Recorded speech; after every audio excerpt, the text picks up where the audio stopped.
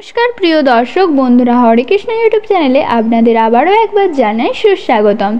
বন্ধুরা, আপনারা কি জানেন গোমাতা সমস্ত স্ত্রী জাতিকে এমন কোন অভিশাপ দিয়েছিলেন যার কারণে আজও সমস্ত নারী জাতিকে সেই অভিশাপ ভোগ করতে হচ্ছে। এমন একটি অভিশাপ যা এড়ানো যায়নি। বন্ধুরা, সেই অভিশাপ কী ছিল জানার জন্য ভিডিওটি শেষ পর্যন্ত অবশ্যই দেখুন।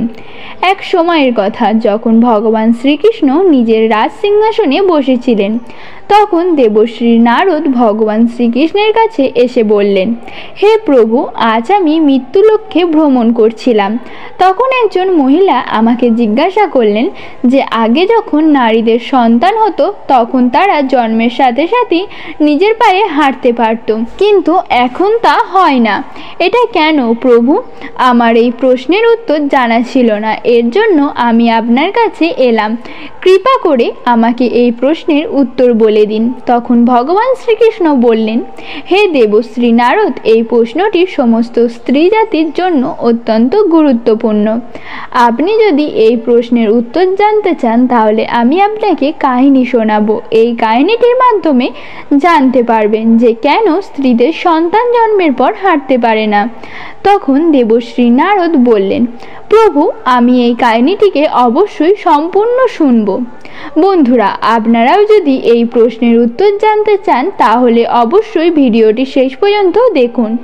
শ্রীকৃষ্ণ বললেন, হে দেবশ্রী নারদ, একটি গ্রামে দামু নামে এক ব্যক্তি বাস করতেন। দামু ছিলেন স্বার্থপর ব্যক্তি। একটি গাভী ছিল। গাভীটি অনেক দুধ দিত। দামু তার গাভীকে সবুজ ঘাস খাওয়াতো আর দুধ দোয়াতো। দামু সেই দুধ নিজেও খেতেন ও তার পরিবারের সদস্যদের খাওয়াতেন এবং বিক্রিও করতেন।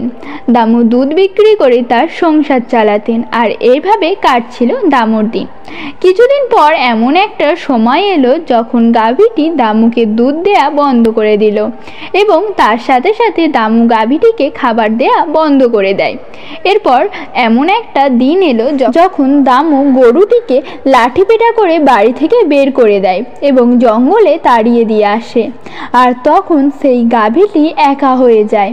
সে একা একা জঙ্গলে এদিক ওদিক ঘুরতে থাকে এবং একদিন জঙ্গলে থাকা একটি পুরাতন মন্দিরে গিয়ে পৌঁছায়। আর ভগবানের কাছে সে প্রার্থনা করে বলে যে, হে ভগবান, আমি আপনার কাছে মিনতি করছি যে আমাকে গায়ের জনিতে দিয়ে কত খারাপ কাজ করেছেন। শ্রীকৃষ্ণ বললেন, হে দেবশ্রী, সেই গাভীটি বলল, দেখুন, যে 84 লক্ষ জনিতে সর্বশ্রেষ্ঠ জনি মানবের, সে কত পাপ আর দুষ্কর্ম করে। এই গাভীটি আবার বলেন, যতক্ষণ আমি দুধ দিতে থাকলাম ততক্ষণ ওই ব্যক্তি আমাকে ঘরে রাখলো, সবুজ চারা খাওয়ালো। যখনই আমি দুধ দেয়া বন্ধ করে দিলাম তারপর সে আমাকে চারাও দিত না। এছাড়াও সে তো আমাকে ঘর থেকে বার করে দিল। এবার আমি জঙ্গলে এদিক ওদিক ঘুরে বেড়াই আর ঘাস খেয়ে নিজের পেট ভরাই। হে ভগবান, আপনি যে সর্বশ্রেষ্ঠ জনি তৈরি করেছেন এটাতে অনেক স্বার্থপর এবং লোভী। এরপর ভগবান শ্রীকৃষ্ণ বললেন, বেচারা গাভী যখন ঘুরতে ঘুরতে দামুর বাড়ির সামনে চলে আসে তখন দামু আবার তাকে লাঠি দিয়ে মারতে মারতে জঙ্গলে তাড়িয়ে দিয়ে আসে। ধীরে ধীরে সময় ব্যতীত হতে থাকে। ভগবান শ্রীকৃষ্ণ বললেন, হে দেবশ্রী, কিছু সময়ের পর গাভীটি আবার গর্ভবতী হয়। আর যখনই 3-4 মাসের গর্ভবতী হয়েছে তখনই ওই জঙ্গলের মধ্যে দিয়ে একটি স্ত্রী যাচ্ছিলেন।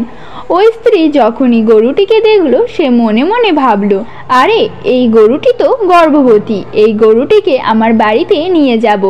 আর যখন সে বাচ্চা প্রসব করবে তখন সে আমাকে দুধ দেয়া শুরু করবে। তখন আমি এর দুধ নিজেও খাবো আর তার সাথে আমার পরিবারকেও খাওয়াবো আর বিক্রিও করব। এই ভেবে যখনই সেই স্ত্রী গাভীটিকে ধরার জন্য তার নিজের স্বামীকে ডাকতে যায় আর যতক্ষণে তার স্বামী সেখানে আসে ততক্ষণে সেই গাভীটি সেখান থেকে চলে গিয়েছিল। ধীরে ধীরে আরও সময় কেটে গেল।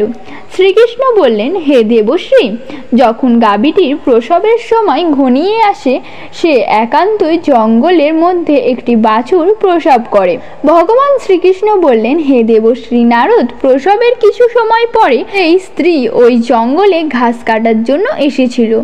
যখনই সে দূর থেকে দেখলো যে একটা গাই একটি বাছুর প্রসব করেছে, তখন সেই স্ত্রী তার কাছে যায় আর সে ভালোভাবে গাভীটিকে দেখে বলে, আরে এটা তো ওই গাভীটি, এই গাভীটি তো বাছুর জন্ম দিয়ে দিল, চলো ভালোই হয়েছে। ওই স্ত্রী ভাবল, এখন আমি এই গাভীটিকে ধরে নিজের ঘরে অবশ্যই নিয়ে যাব।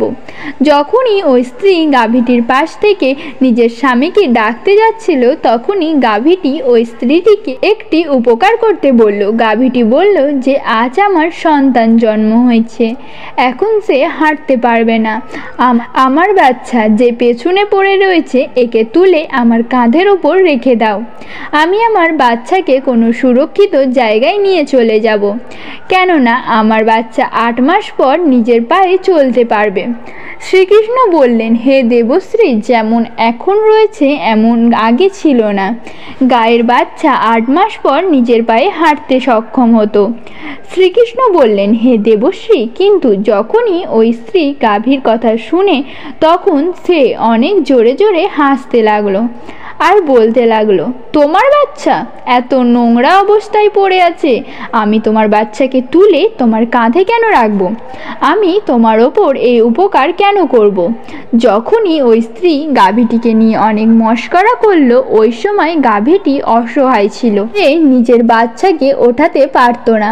শ্রীকৃষ্ণ বললেন, হে দেবশ্রী, সেই সময় দুঃখী হয়ে গাভীটি সে অভিশাপ দিয়ে বলে, যাও, আজ তোমার বাচ্চা জন্ম নেওয়ার সাথে সাথেই হাঁটতে পারে, কিন্তু আজ আমি অভিশাপ দিচ্ছি যে তোমাদের বাচ্চা জন্মের 10 মাস পরেই নিজের পায়ে হাঁটতে পারবে, আর আমার এই বাচ্চা জন্মের পরই অনেক তাড়াতাড়ি নিজের পায়ে হাঁটতে সক্ষম হবে। ভগবান শ্রীকৃষ্ণ বললেন, হে দেবশ্রী, এই অভিশাপের কারণে মহিলাদের বাচ্চা জন্ম নেওয়ার পরই নিজের পায়ে চলতে পারে না। বন্ধুরা, সত্যযুগে সুখদেব জন্ম নেওয়ার পরই নিজের পায়ে চলেছিল, আর বেদব্যাসও জন্মের পরই নিজের পায়ে হাঁটতে শুরু করেছিলেন। এই কথা তো সত্য যুগের ছিল, কিন্তু কলিযুগে এমন হয় না। কলিযুগের বাচ্চাদের নিজের পায়ে চলার জন্য কমপক্ষে 9 থেকে 10 মাস লাগে। এর কারণ এই যে, কেননা গোমাতা সমস্ত স্ত্রী জাতিকে অভিশাপ দিয়েছিল। ওই দিন থেকে সমস্ত মহিলাদের সন্তান জন্মানোর পরই চলার প্রক্রিয়া ওখানেই থেমে যায়। গোমাতার অভিশাপের কারণে মহিলাদের বাচ্চা 9 থেকে 10 মাস পরই নিজের পায়ে হাঁটতে সক্ষম হয়, আর গায়ের বাচ্চাদের ওই দিন থেকে নিজের পায়ে চলতে সক্ষম হয়ে যায়। এই জন্য কারো আত্মাকে কষ্ট দেয়া উচিত নয়, এবং এটা সনাতন ধর্মের বড় ধর্ম। গায়ের অভিশাপের কারণে যত পশু পাখি আছে ওদের সবার বাচ্চা জন্ম নেওয়ার পরই হাঁটতে পারে, কিন্তু মহিলাদের সন্তানদের ওপর এর বিপরীত প্রভাব পড়ে, যে জন্মের পর স্ত্রীর বাচ্চা হাঁটতে পারে না। একজন স্ত্রীর ভুলের কারণে আজ সমস্ত স্ত্রী জাতিকে এই অভিশাপের দণ্ড আজও ভুগতে হচ্ছে। আজকের ভিডিওটি এই পর্যন্তই, আবার দেখা হবে পরে ভিডিওতে। সবাই ভালো থাকবেন, সুস্থ থাকবেন, এবং ভিডিওটি ভালো লাগলে লাইক, কমেন্ট, শেয়ার করতে ভুলবেন না, এবং আমার চ্যানেলে নতুন বন্ধুরা চ্যানেলটিকে সাবস্ক্রাইব করে রাখবেন। হরে কৃষ্ণ।